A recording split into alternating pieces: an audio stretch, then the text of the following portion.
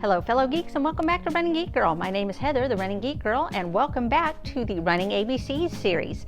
For those of you who are here for the first time, this is a series of vocabulary that you can add to when you're learning about running so that as you're talking to people about running or listen to people talk or read articles, you'll understand what they're talking about when you see it. If you'd like to see the previous videos in the series, I have a link to the playlist down in the description box and I'm going to link up ahead here.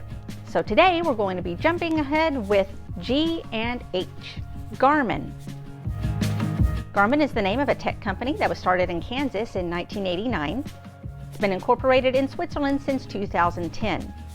They're known in the running world for their GPS watches. Their most popular models are the Edge and the Forerunner.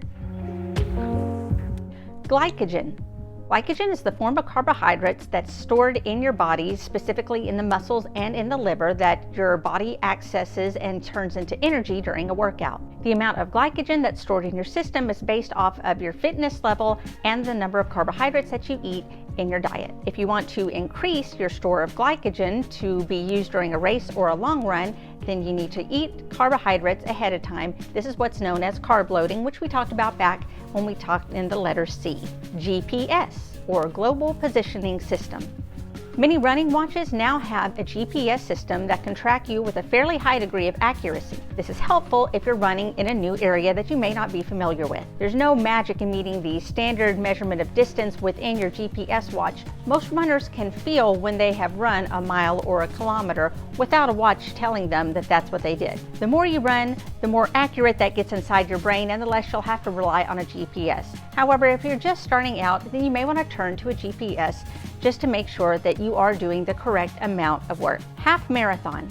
A half marathon is a race that is 13.1 miles long, half the length of a marathon, which is 26.2.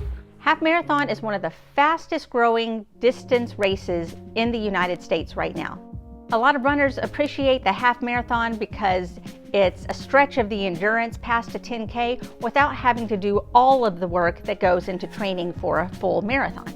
Hamstrings. Hamstrings are the long muscles that run along the backs of your legs. Having strong hamstrings is important for a runner because they help flex your knees and they extend your legs the way that you need to in order to run efficiently. If you have weak or tight hamstrings, they tend to shift the work to other parts of your body that aren't quite prepared to take up the slack, such as your lower back. If you're a new runner and you tend to do a lot of sitting down in your daily life, you're going to want to do strength training that focuses on strengthening your hamstrings in order to help avoid injury and make you a stronger runner. Heart rate.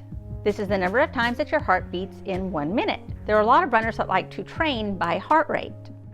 The key is to find out what your maximum heart rate is, and then once you know that, then you know how to figure out the range of heart rates that correspond to the effort that you want to give for that particular run. Heat index. Heat index is a combination of the temperature and the humidity to show how hot it actually feels outside. When the humidity is high, it reduces our ability to sweat, which is how our body naturally cools itself. So the body's going to retain more heat and it's going to be a little bit riskier to do any work outdoors. A high heat index also increases the risk for things like heat stroke, heat exhaustion, dehydration. Usually the Weather Service will issue a warning if temperatures will feel anywhere over 105 or 110 degrees over a given period of time. Hill sprints. Sometimes these are also referred to as hill repeats. The idea is to run at your 5K pace up a hill and at a slower recovery pace going back downhill, lather, rinse, repeat. These workouts are made to increase your speed and your strength.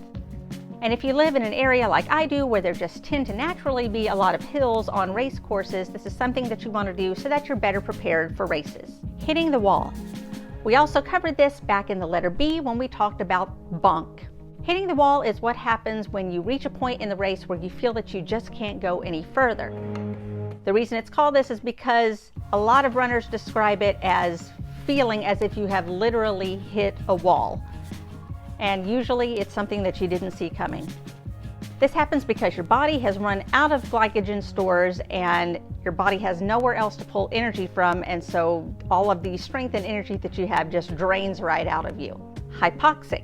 This is what happens when you want to hit the ground running, but your lungs just can't keep up with you. Hypoxic means that you are deprived of oxygen at the tissue level. It just means that your lungs have not caught up with the rest of your body. What you want to do is you want to scale your pace back for a little while until your lungs are at a point where they can keep up. And there you have it, some new vocabulary starting with G and H. Again, if you would like to see the rest of the series, make sure you check out the rest of the playlist that's linked in the description box below. While you're checking out the description box, why not join me on social media? You can find me across most platforms under the name RunningGeekGirl. Be sure to subscribe if you haven't already, because you don't want to miss the rest of this series that's going to be coming out. Thanks for tuning in. I'm glad you're here, and I'll catch you next time. Happy running, guys.